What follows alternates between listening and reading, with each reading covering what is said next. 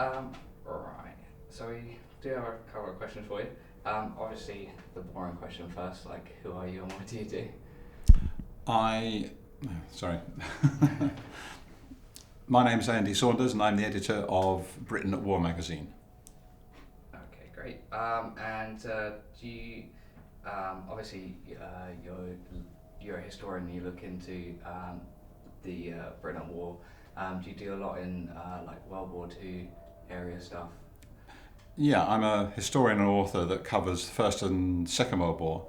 So it involves detailed research into primarily events involving just Britain in the First and Second World War, and specifically the human experience of war. You know, what people sort of actually went through, what their thoughts and their feelings were, that kind of thing. So the human interest story rather than the big picture. Okay, that's great. Just wondering if you'd tell us like a little bit about how it was to like live at that time. Obviously, you had the Blitz and stuff. Sort of where would people go and how would they cope with what was going on? Okay, so during the Blitz in London, which started on the 7th of September 1940, the entire population was basically under attack from the air by the German Air Force. And initially, it was a case of the German Air Force were bombing the centre of London and the Dockland particularly, literally round the clock. So they started, in the morning on the 7th of September, and it carried on all through the night, and then that carried on day and night, right round until the spring of 1941. So the destruction that was caused in the city was enormous, and the effect on the population was fairly catastrophic. A lot of housing, particularly in the East End of London, where all the dock workers lived, a lot of that was completely destroyed. So the people the population was very badly affected, and parts of the population were displaced as a result of the attacks and made homeless. But once the attack started, or once an air raid started, an air raid siren would sound before the raid, and people then could take cover. There were public air raid shelters. Some people had air raid shelters in their garden, which were not particularly effective, but a lot of other people, where they could, they would get to an underground station, and they would go to the underground station as being a safe place of a sort of haven, if you like. And overnight, when the trains were not running, literally hundreds, thousands of people flocked into the underground stations and slept on the platforms, on the tracks, just to get away from the danger of the bombs. Okay, great.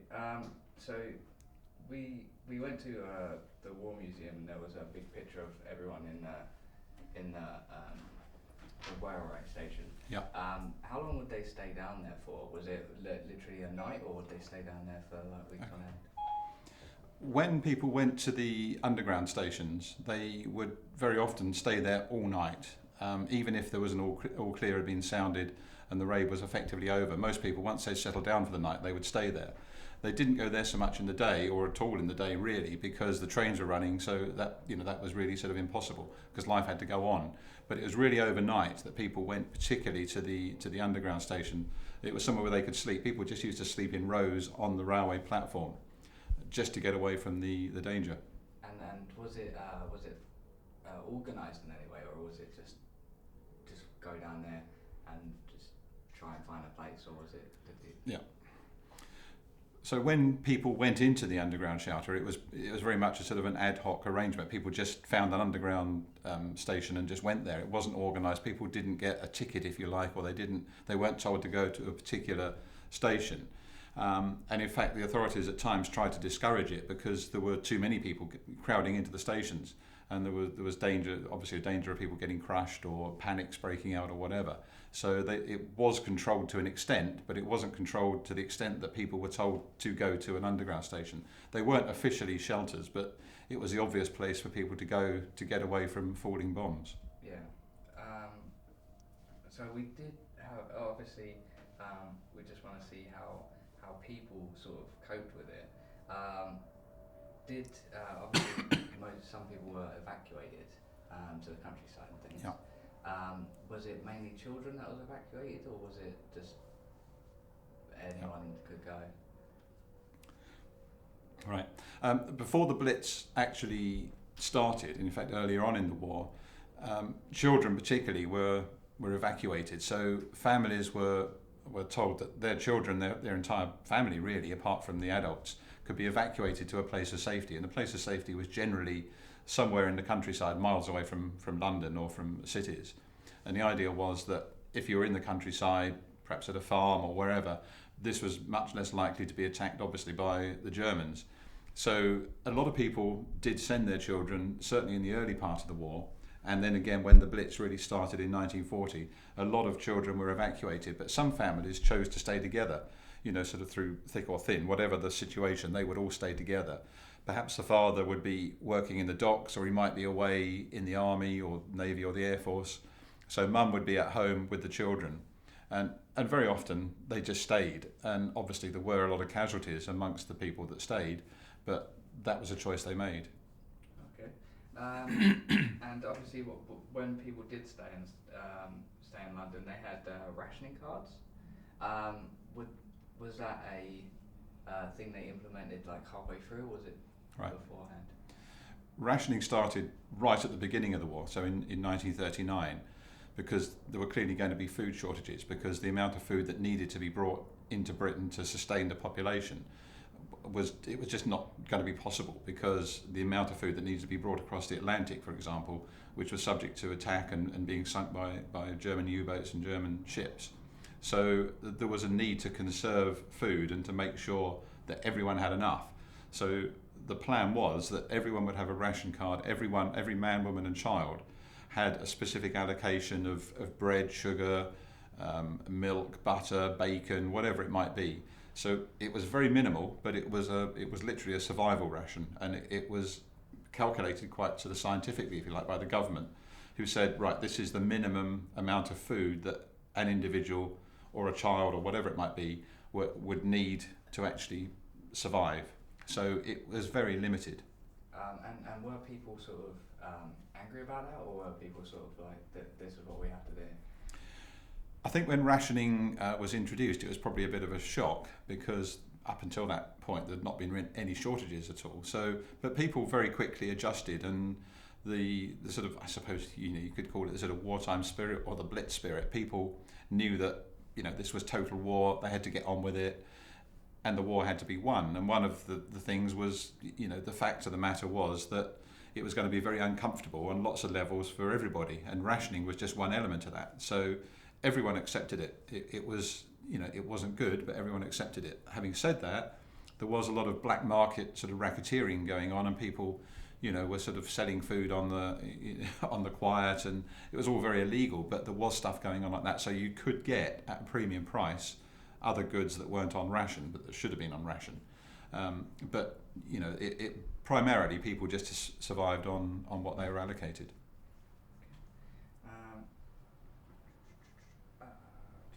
Lost me place now. Okay, so and the obviously the people that sort of stayed in the homes in London and places, was it were they the people that had their own shelter, and how did they cope with that? The people that stayed in London, some of them, yes, had shelters in the garden, and later on there were shelters that could go in the house as well, but you had to pay for those, and a lot of people, particularly in the poorer parts of the East End, couldn't afford a shelter. So there were big public shelters, apart from the underground stations. There were public shelters that were either above ground or below ground that people could go to, and in those you were allocated spaces. So there would be a shelter for each district, and you could go there and you could spend as long as you needed there. And that was quite strictly controlled. The conditions were pretty grim. They were smelly, they were dark. You're sharing it, sleeping with lots of strangers. It was not a good situation, but it was theoretically safer than being in your house or in your bed when the bombs were falling. And in these places, was there like general consensus or the general morale okay, or did all these people in one place sort of kick things off? I think there was a sort of community spirit built up in all the shelters, and it did. Although people were strangers, people got to know each other because they were thrown together in those sort of circumstances, and there was very much probably a community spirit. So you get to know everyone anyway if you didn't already know them in your street, and you'd all be in that shelter together.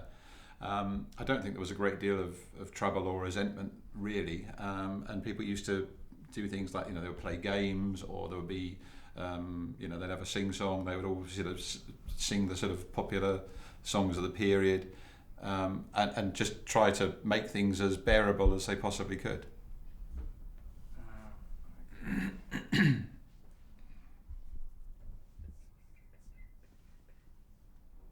Sorry.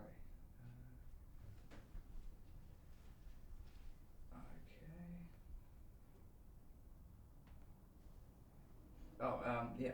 Sorry, to just take you back a couple of questions I missed as well. So obviously when the air raids went off, was it done so they had like 10 minutes to get to a place, or was it as soon as they see us?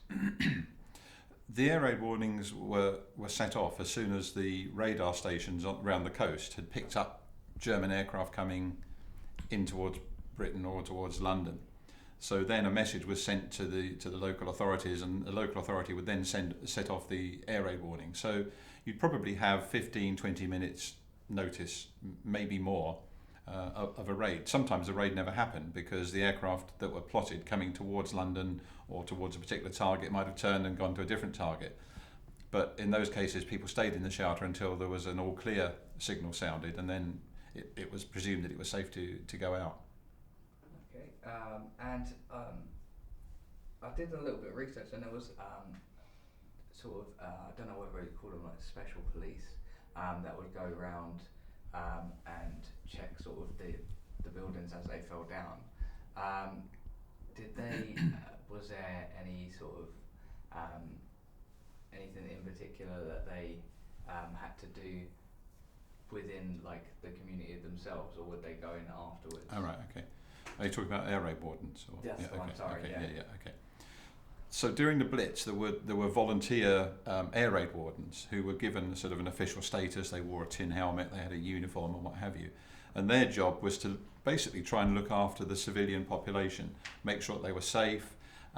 If a house had been bombed, they would go in and try and rescue people, or organise the rescue anyway. They would make sure that people had got a blackout curtain up, because you weren't allowed to show any lights at night. It had to be completely dark. And the reason for that was that any lights on the ground would attract German bombers. They would be able to see where the targets were. So the whole of London, theoretically, was completely dark at night. There was no light showing anywhere, not on cars, nothing, or at least very, very limited. So the wardens actually monitored that as well, and they patrolled the streets at night to make sure no one was showing any lights. So, for example, if you had a light on in the house and you opened the front door, you either had to turn the light off first to open the front door, or you'd have a separate curtain. So you'd have the front door, and then you'd have a curtain that you would have to pull behind you before you open the door. So it was very strictly controlled. And the air raid wardens, they did all of this monitoring and regulating of those sort of things. And they also looked after the air raid shelters, and they checked people in and out of the air raid shelters, looked after their welfare when they were in the shelters. So they had quite a wide-ranging job. And if a house had been bombed, then, as I say, they would organise or help to organise the rescue efforts. They would organise things like having the electricity and the gas and the water and what have you cut off, because that could all be, leaking or dangerous or whatever. And then there would be things like pets, for example. There would be perhaps dogs or cats, although a lot of people had got rid of them before the war, and they might be trapped in buildings. So then the air raid warden would have to call in the RSPCA to come and rescue them. So his role was quite a wide-ranging one, but overall it was more or less a sort of monitoring role, really, to make sure that the civilian population was as safe as it possibly could be.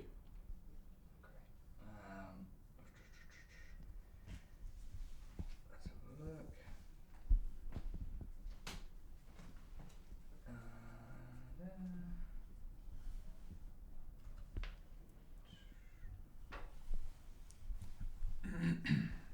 Yeah.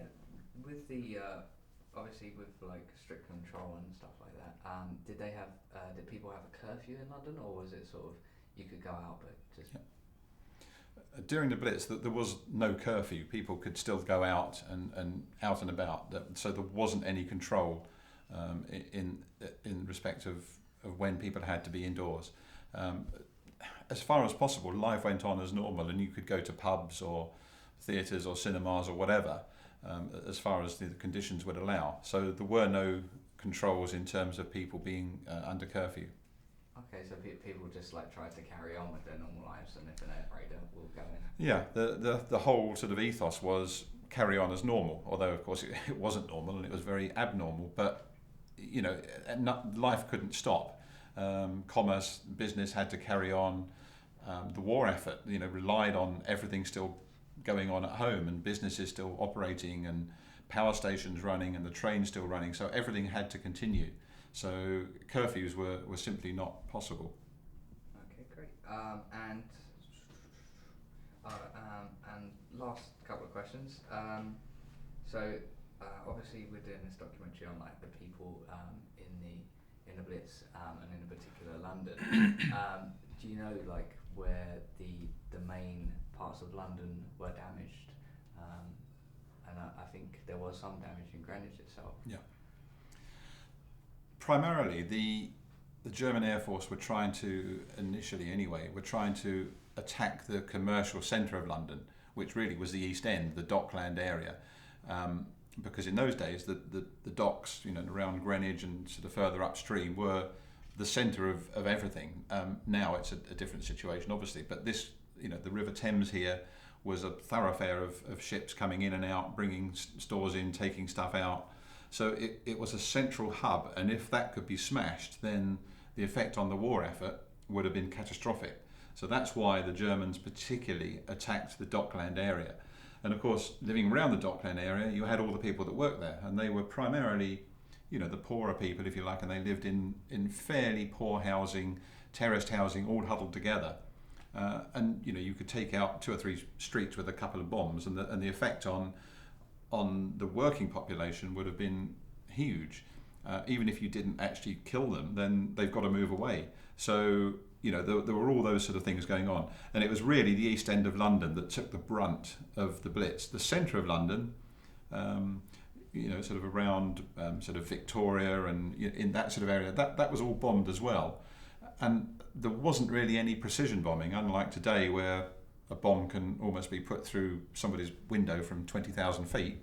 Then it was just a case of just scattering bombs fairly randomly. I mean, they were aimed. They obviously were sort of carpet bombing a particular area, but there was no ability to specifically aim a bomb, particularly at night, against a specific target. So they knew they were over the target. They aimed roughly towards the docks and just let the bombs go.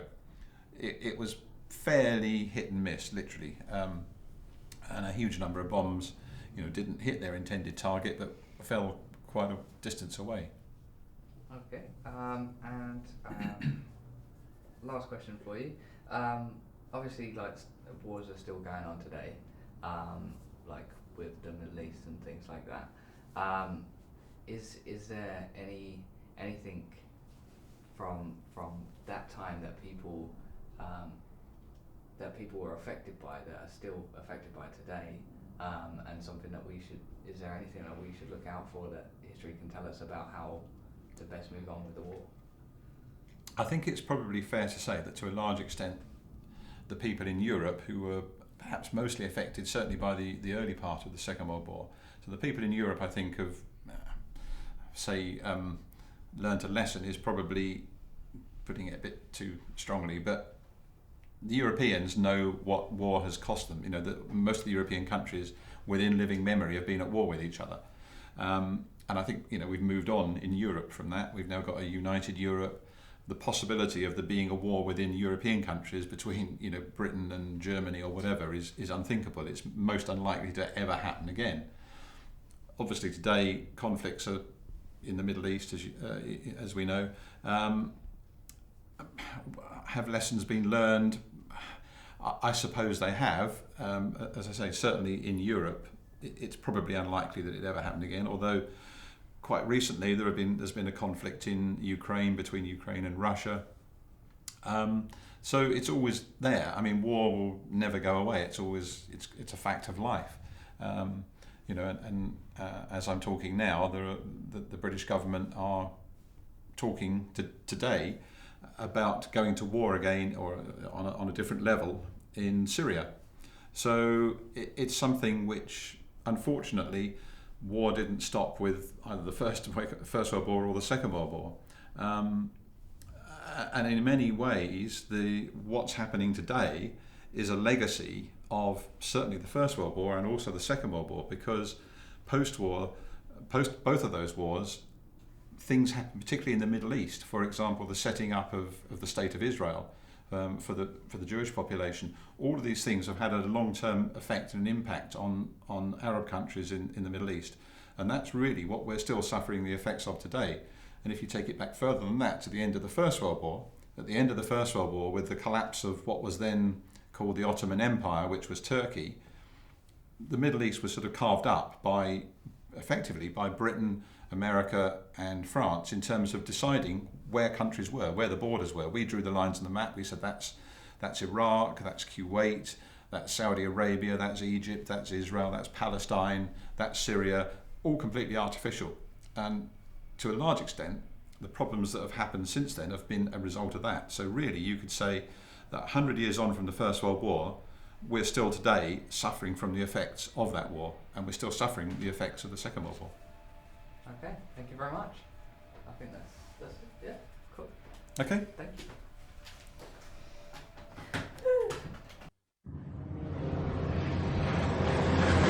By September 1940, the Battle of Britain had been raging for almost 2 months in the skies above the southeast of England.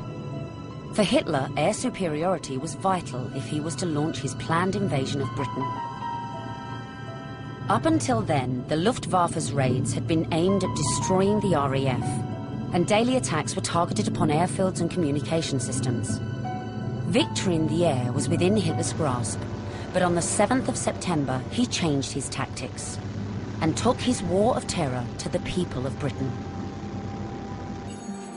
At 4 o'clock in the afternoon, plotters at RAF Fighter Command in Bentley Priory began to record the build-up of enemy aircraft over the Channel. Within 20 minutes, the first fighter squadrons had been sent to intercept them. Tom Neal was a 19-year-old Hurricane pilot in 249 Squadron. We climbed up 13, 14, 15, 16,000 feet over Maidstone, and suddenly, I remember, going towards a massive anti-aircraft fire. And there in the middle of the massive anti-aircraft fire were this enormous formation of German bombers. And behind them, the fighters all stepped up like flies behind. And you look at left and right of you, and there are only 12 of you, because you're only flying in a single squadron, and you think, my God, where do we start? Tom was expecting the bombers to attack the airfields as usual. But to the horror of those back at Fighter Command, they turned instead towards London. The 7th was the day that 20-year-old Peggy Holbrow from Bermondsey had been looking forward to. She had planned a night out at the Hammersmith Palais, and in the afternoon had gone shopping for a new outfit. During that time I was there, people having fun, not thinking about a war, but despite that, something ominous happened. There was an unusual noise, and that noise brought everyone into the streets.